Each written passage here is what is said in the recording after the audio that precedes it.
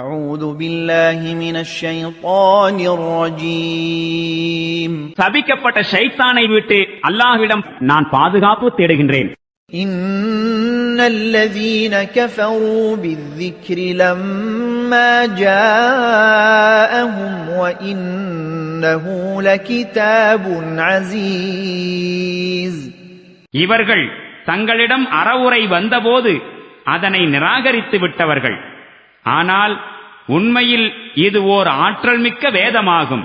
لا يأتيه الباطل من بين يديه ولا من خلفه تنزيل من حكيم حميد அசத்தியம் இதன் முன்னாலிருந்தும் வர முடியாது, பின்னாலிருந்தும் வர முடியாது.